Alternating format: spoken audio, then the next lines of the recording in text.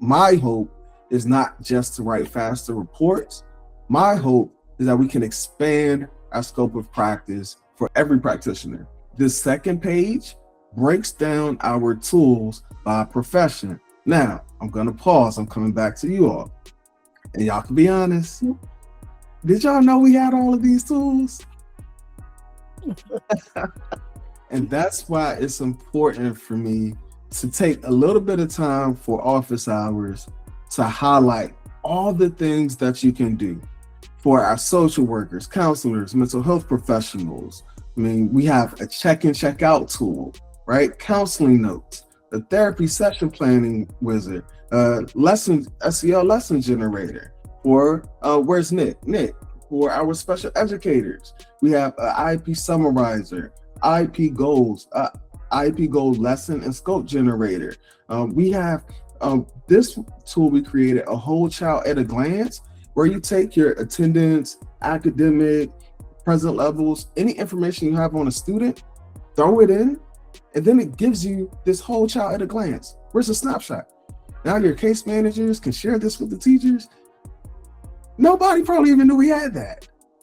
And guess what else? I was in Florida yesterday doing a presentation, and we were going through some of the tools. They said we have a manifestation, a determination review tool to help you as you're going through that MDR process. And one person said, that's what I need. So go through this document, share it with your team. And then as we shift back to the platform, we're going to walk through how to start accessing these tools, and we're going to test it out in real time. But before I do, I'll pause to take a sip of my chamomile tea and see if there's any questions or anything right now.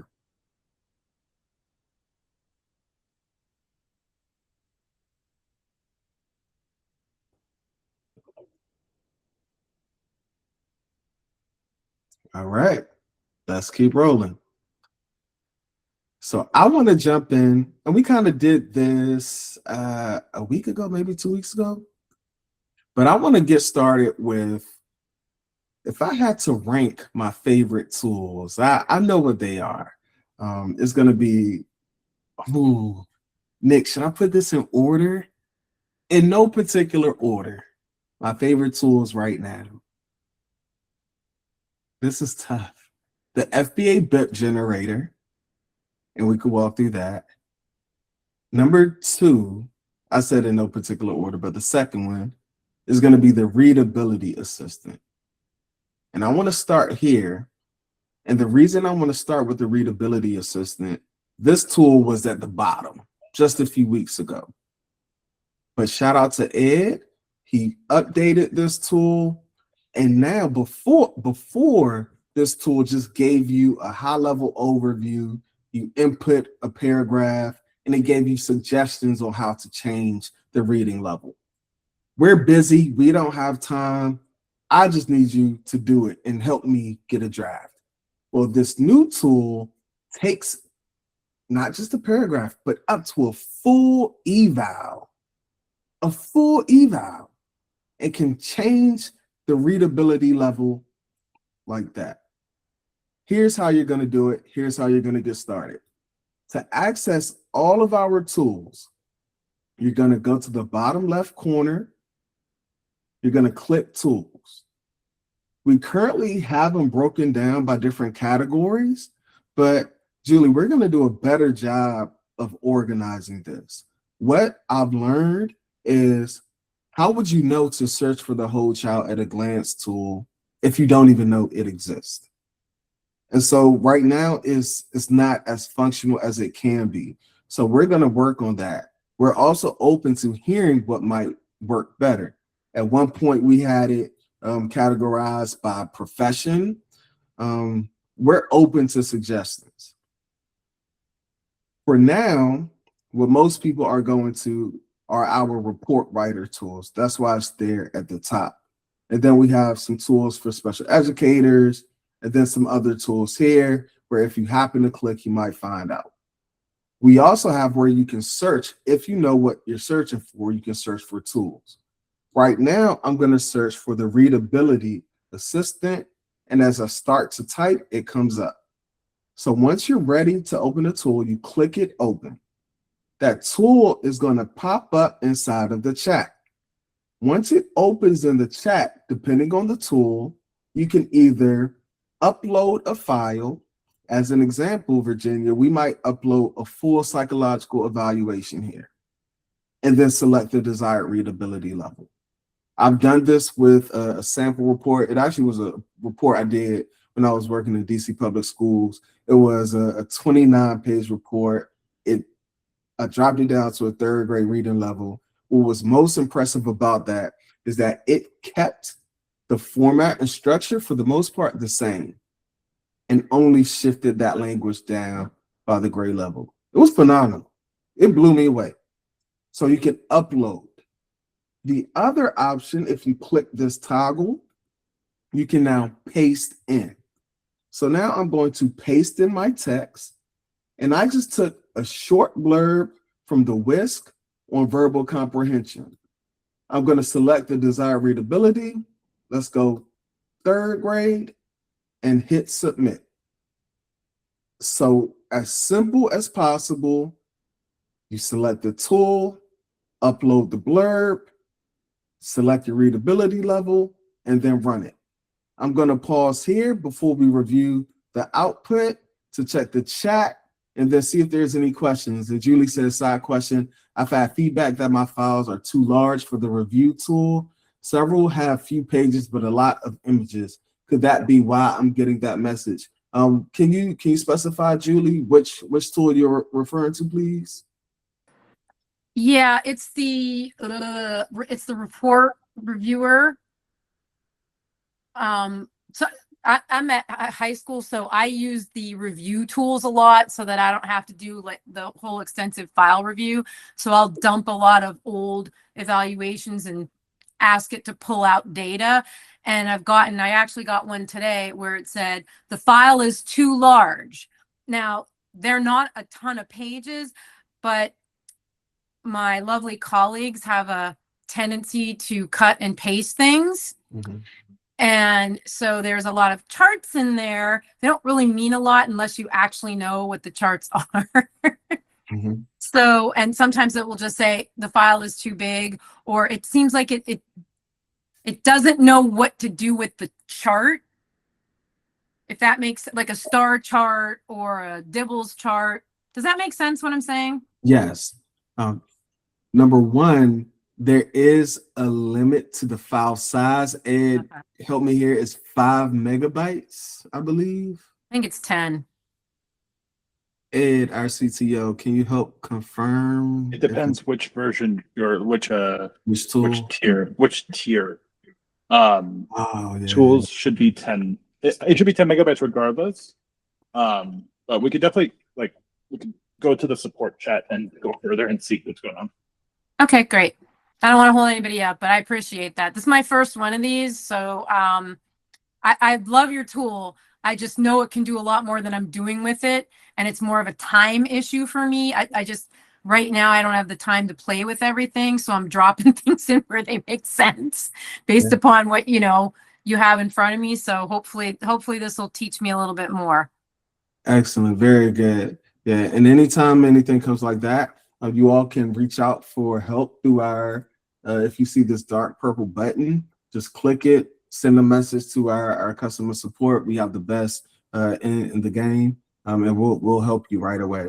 And then Christopher says, what do you feel is a general default for grade level on the readability tool, 3rd, 5th, or 7th? So before we wanted it's based off of the Flesch Kincaid reading levels. And so typically I want it to be at a 5th grade level. But with this, you're able to select. And again, it's aligned to that Flesch Kincaid reading levels. So you have the ability to select your preferred reading level. Okay. Now I'm going to paste in just so you all can get a side-by-side comparison. That kind of kept the formatting there. But here's what Sophia did, dropping it down. Originally, it was the VCI measured a sample the student's ability to access and apply acquired word knowledge. It dropped it down. It measured the student's ability to use and understand words. That's a lot more simple. This score shows how well she can talk about ideas, think about words, and use language to share what she knows. Originally, it said, specifically, this score reflects her ability to verbalize meaningful concepts. Already, that's a mouthful. And this is what we're sharing to parents and other people. So we see right away how it takes, and even look at this, high scores in this area indicate a well-developed verbal reasoning system with strong word knowledge acquisition, effective. Like, what is this? We know what it means, but then here we can explain it simply. Has a good ability to understand and use words, find information easily, solve word-related problems, and talk about what she knows. Much, much better. I'll pause here. Thoughts, reflections, questions.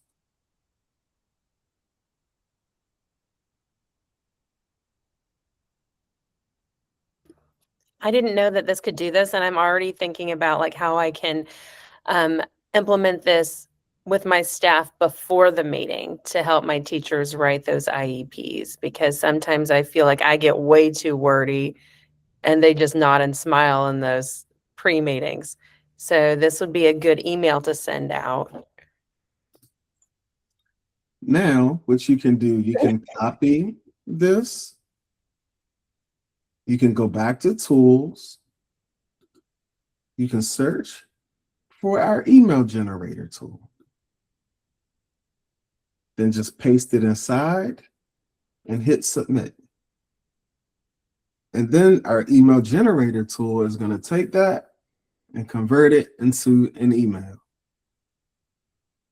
Okay. Here it is, an email in seconds. But let's say that you want to edit this a little bit. We have this button here where you can create a document. If you go ahead and click that button, then what you're able to do, you can edit.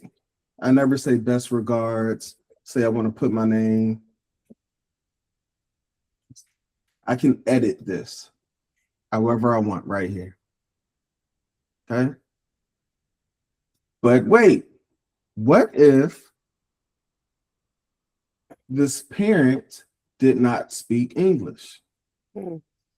Now we can continue editing on the right. We can continue chatting on the left. So what I'm going to do now, I'm going to go back to, what is this, our third tool, I think? Third or fourth tool? Now I'm going to search in translator. Yes, we have a translator tool. I'm going to switch to the text box. I'm going to paste in this email to the parent. I'm going to select the target language, which is Spanish, and then hit submit. And now we're translating, because of our translating tool, this email right here into the language that the parents speak. And guess what we're going to do now?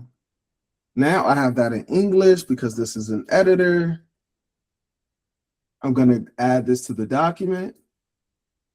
And now I have this in Spanish.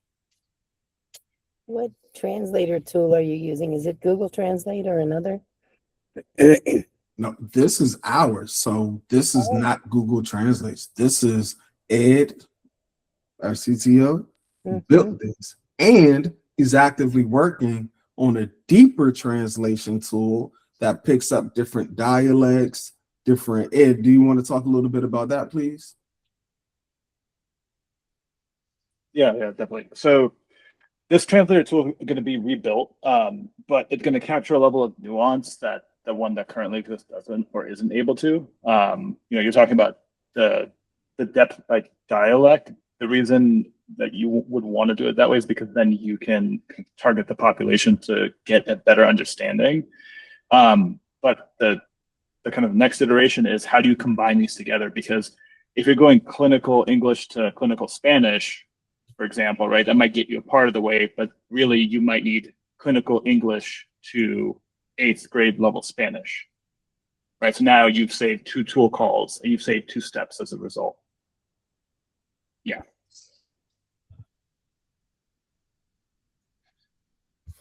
Okay.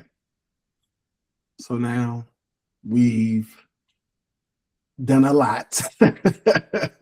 Before I keep rolling through our tools, are there any other questions, or you all have the list of our tools? Are there tools that you all would like to see? If not, I can keep picking which ones I think are pretty cool, but I'll pause here.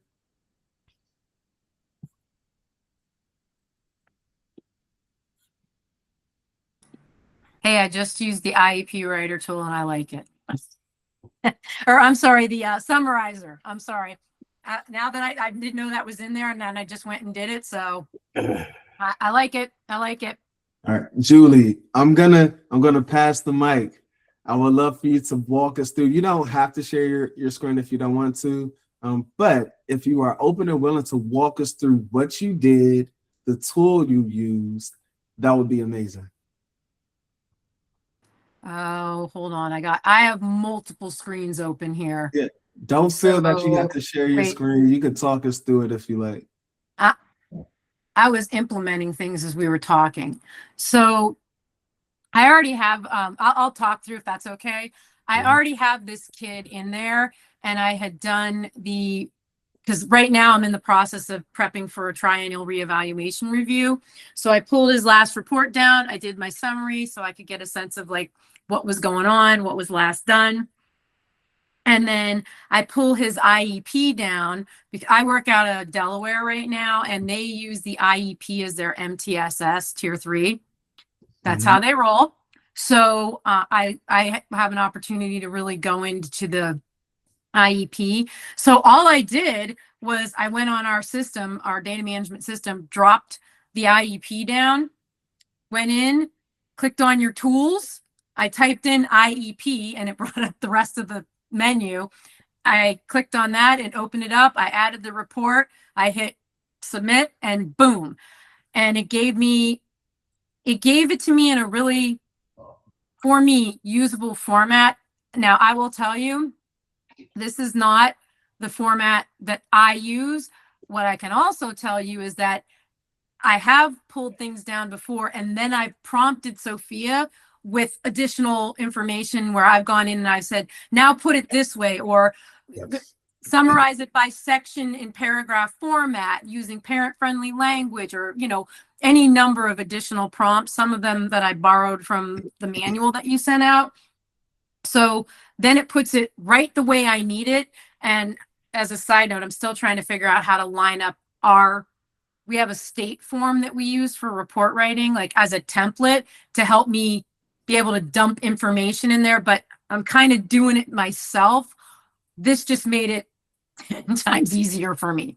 So that's like done instead of me having to do that part. Amazing.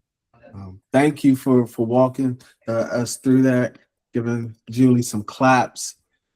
That's what it's about. And I love that you're using this to give you, and I always tell people, hey, this is going to be a 75% draft to get you started. And then you go through, add your magic, tweak it how you need. All right, Amy, I see your question. Anna, I don't know if you raise your hand or if you're giving claps, but I'll pause here.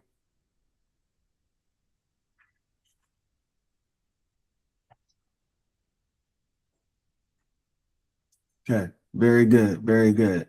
Now, Amy says, what is the main difference? Thanks again, Julie, that was amazing. What is the main difference between the report summarizer and score report summarizer?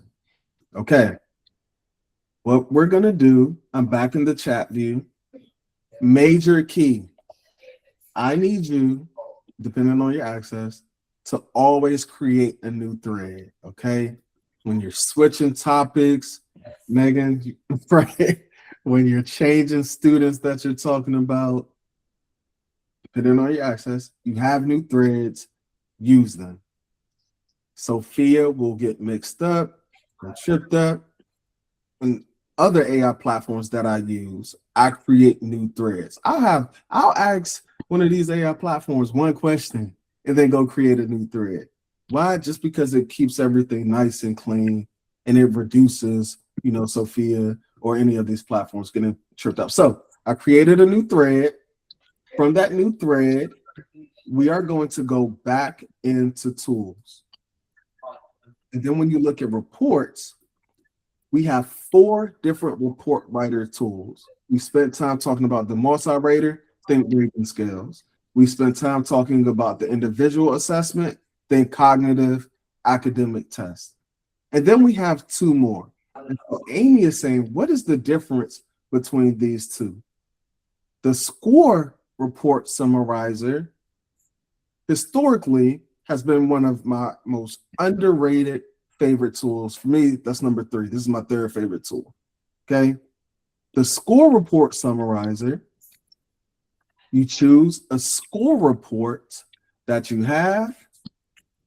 And this time I'm gonna do, let's switch it up. Let's do the brief.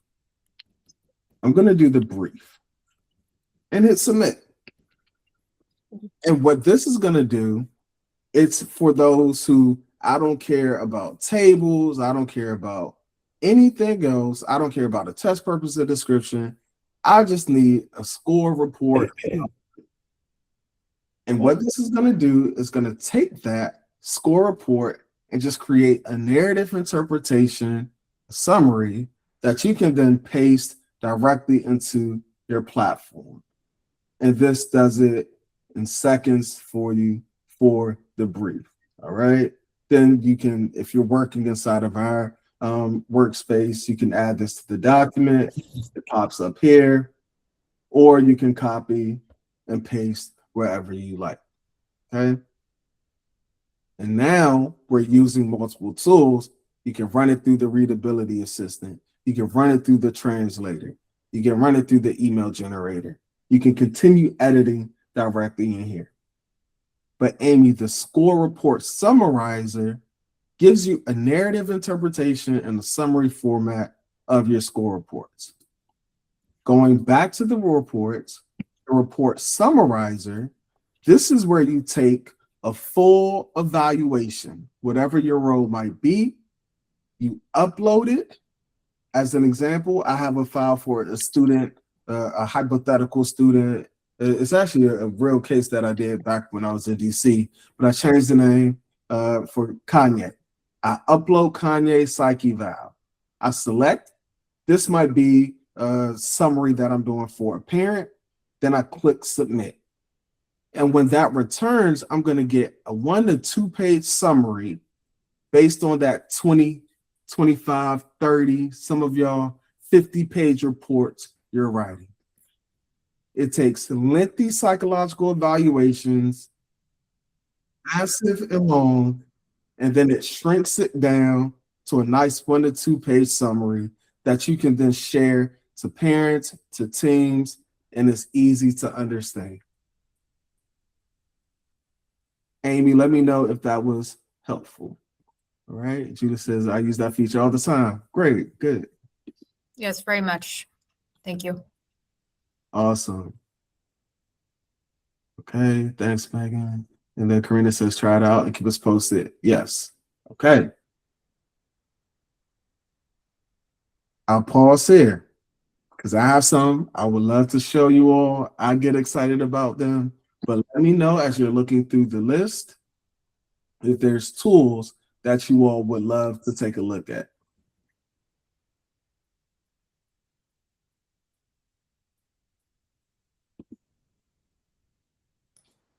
I'm good for the manifestation determination reviewer. I got one tomorrow. All right. High school. Yes. Got it. Okay, so let me see if, okay. I'm going to go back to the chat view. I'm going to create a new thread.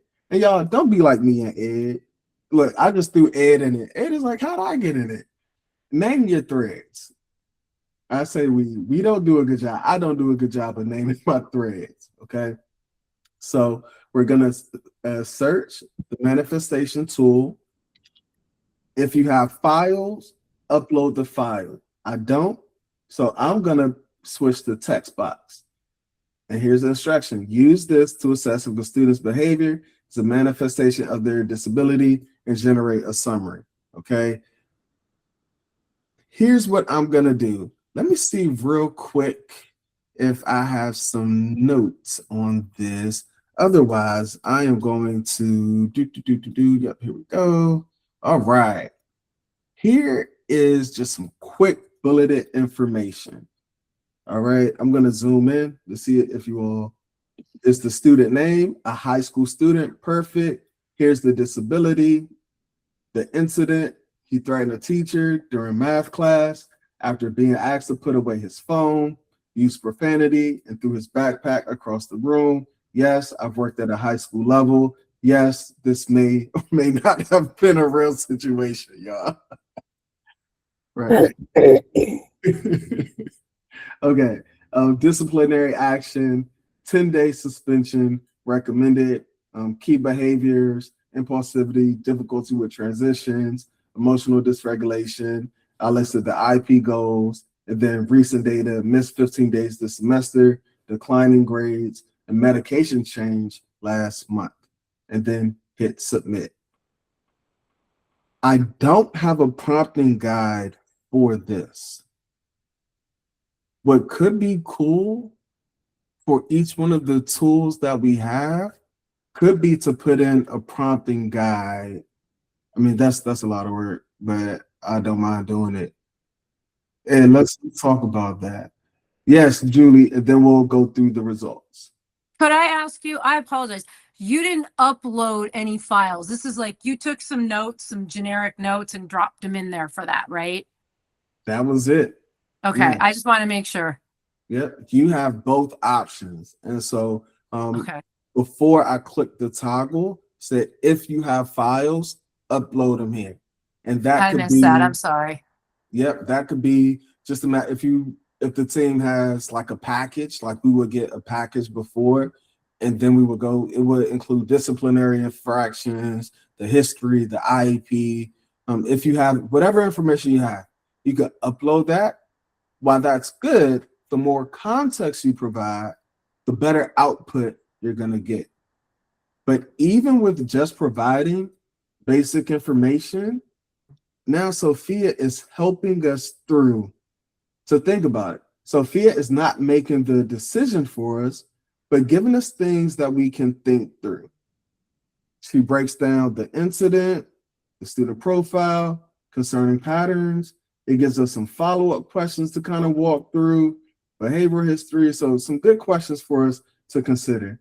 And then, and this is one of those restrictions. Instead of it doing it, it gives me questions that then actually provide more information. All right. One of the things we're working on is releasing Sophia from being so stringent.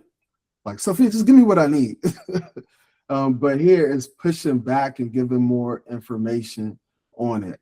And so this is where you would add some of the disciplinary infractions or anything else that you have. So that we're working on Sophia not acting like this, okay? Because I need my information so I can keep going. And I like this for certain reasons, because she's not so super AI falsely confident that could lead someone in the wrong direction. We do need to ask the team these questions. So there's certain times that Sophia does need to say, hey, be a professional. Ed is giving me a smirk. Oh, Byron knows. Byron knows after this call. I'm gonna run. See, Julie, now I'm gonna have to side with. I'm not gonna side with Texas. Now I'm definitely siding with Memphis as a better barbecue. She doesn't get to decide whether or not it's a manifestation. Yes. But even with this, you're right, Julie and Ed. It gives you things to consider as you're going through. Now, if you were to upload a lot of information here, then it would give some considerations for you. Again, not making the determination, but helps you think through as well. I do Okay. have to say, I'm so grateful to you guys and your team for creating this because I have 3 very small kids in my house. I can't be spending every single night writing reports like I used to early in my career. So this is going to keep, if people are willing to open up our minds and use AI, it's going to keep us in the field. So Yeah. thank you so much. Absolutely. Truly our pleasure. I said earlier, I think I said earlier, but we recently completed, we had a fall survey and we just finished our spring survey. And that's one of the things that people said is I can spend time at home, not even writing reports faster, that's fine. Expanding my scope of practice, that's fine. But being able to go home when the school day is over, not having to write reports at home, being able to have a glass of wine, that's what matters. So thank you, Julie. Okay. Now, here we go. Catherine, I thought we were all right. I agree with Julie. These questions can also be a very helpful tool and help us make good decisions for the student. Absolutely. Very good. Very good. Okay. Other tools. Or if you've used the tool and found it helpful and you want to be like Julie R and share something that was helpful, I'll pause here as well.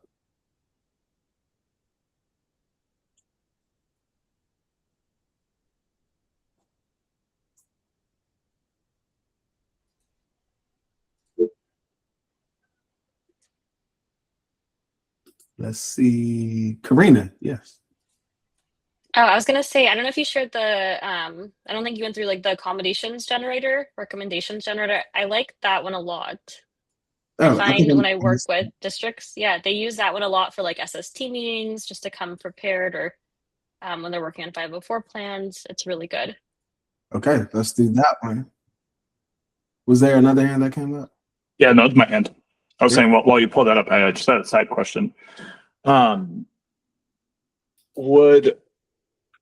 Would y'all find more value from the tools if you were able to, I don't want to say get more out of them, but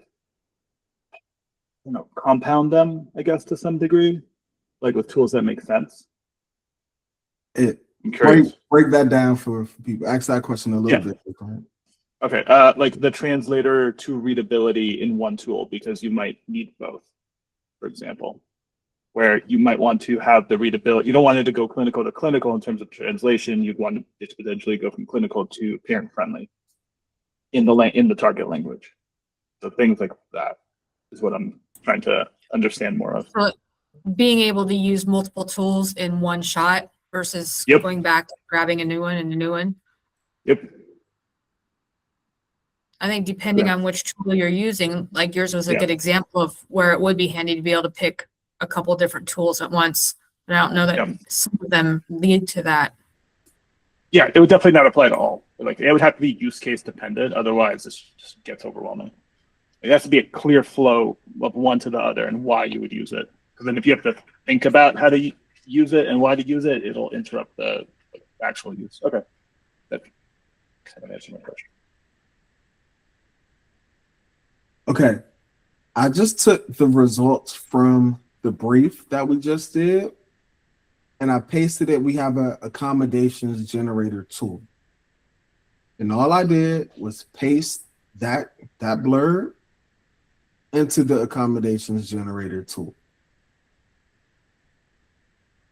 And based off of that, it returned an entire list. Movement and sensory breaks. It's given a description, implementation, resources, success indicator, and progress monitoring. Hold on to that. Think time strategies. That's really good. I like that. Cognitive regulation, accommodations, working memory. I really like this. This is actually really good. All right, planning and monitoring, because it's breaking it down specific to the results from that brief. Okay. Amy says, how is the KTEA table coming along? Tell us more. So What am I missing? that was one of the bugs we were running into some issues with that. There's a ticket for that somewhere. But Amy, if you want to share a little bit more, for Ed, yeah. Yeah, I actually tried creating one yesterday, and when it creates the table, it's one of the things is like the math composite is not up with its subtests, and then it's duplicating. Like it'll put reading comprehension in twice for one of the composites, and then it's adding some extra subtests in the bottom as just overall general ones.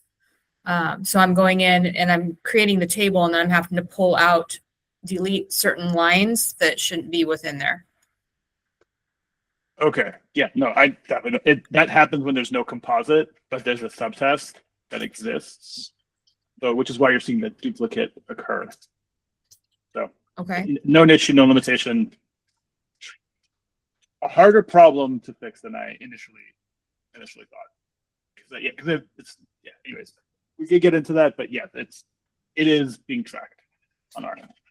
Yeah, we're aware. We're troubleshooting through it. So, yeah. Okay. And then Catherine asked, is there a document that explains what each tool does? Right now, and we're getting there. So this was the first step, the document I just shared. Then it would be really neat, internal team, if we could highlight this. Oh, Ed, that'll be easy for us. With the document you shared with me not too long ago, and you click it, it gives a description and when to use. Oh, Ed, let's go. Yeah, I mean, like if you like, I'm thinking it gives you you could hover over and it gives you sample output in a light box, so you could quickly see what the output structure could look like. I think that would add a lot of value. Yeah, we're trying to simplify the tools and make them clearer.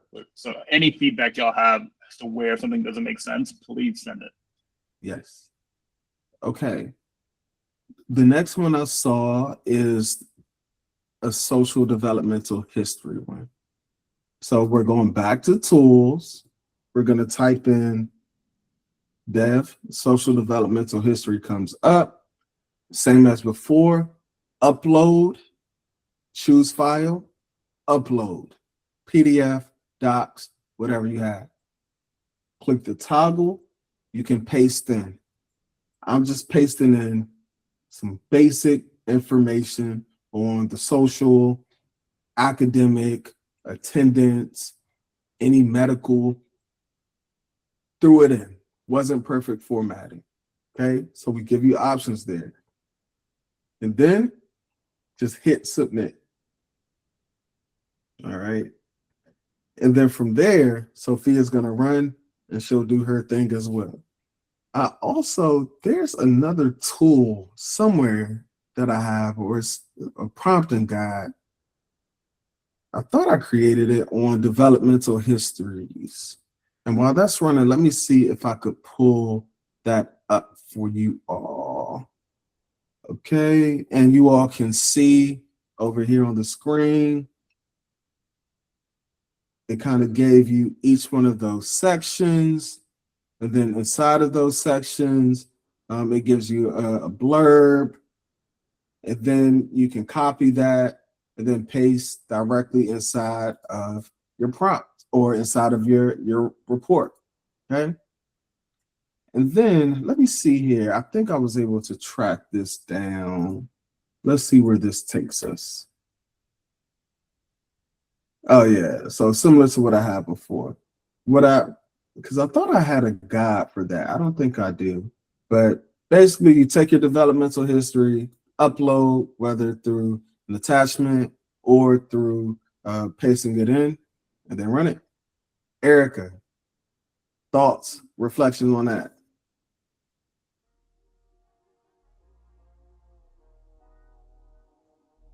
Okay. And y'all, looks good to me. Very good, very good. I'm noting our time, and we've barely scratched the surface. Well, we made it through, 5 to 7 tools? Right? We're practitioners. We can deal in ranges between 5 to 7. And that's just scratching the surface. One of our AI golden rules is to be an explorer. Okay. All right. Before I give my closing speech, Amy, I'll throw it back to you. Just an idea that I would love to see it. And the reason I found this one in Click Report, but again, your tools are so much better for like the social developmental history. Click Report actually had like a form that you could email to parents and teachers for that information, and then you could grab that and upload it, and it would write it all up like this.